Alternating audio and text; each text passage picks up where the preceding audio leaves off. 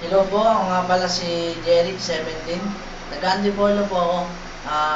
Mga kasalanan ko po sa Diyos, marami po. Halimbawa na lang po ng pag sa mga droga na kagaya ng pag-rugby, pag-iinom ng mga bawal ng mga gamot. Ginagawa ko po dahil ako po yung dating masama na hindi nakikita yung tama.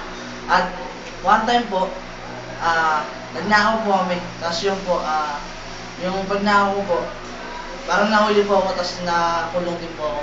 Tapos parang binugbog po ako doon. Tapos one time, dumating yung tito ko ng polis. Bigyan na po ako, pinataka sila. Tapos, bumalik po ako sa bayan, tapos may dumating na pastor. Sabi sa akin kung gusto ko lang magbago. Sumama naman po ako sa kanya. Pero ang pagkakalam mo nung baka ibenta lang po kami. Pero sumama dahil gusto ko po magbago. Sumama po kami. Yun po yung pagtuloy-tuloy sa Diyos na pag-iingat niya sa akin.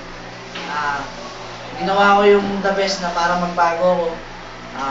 Mas lalo ko nakilala yung Diyos sa buhay ko. Mas lalo ko siyang mas naiintindihan kung paano niya ibinigay yung bugtong na anak niya para sa amin. Lalo na sa mga kasalanan na dati namin ginagawa. Ngayon po, stop na po ako. Ngayon po, ginagamit na po ako sa ministry. Una po, sa ministry sa church.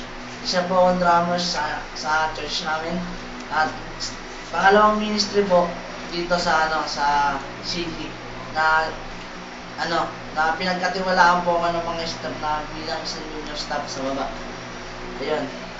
Sa future ko naman po, gusto ko po magkaroon ng magandang family, tas magtayo rin ng isang center na gaya ng ganito. At makakapunta rin ako sa ibang bansa sa pagtapos ko ng pag-aaral ko. At marami pa akong matutulungan na kagaya ko. Ngayon po, thank you po.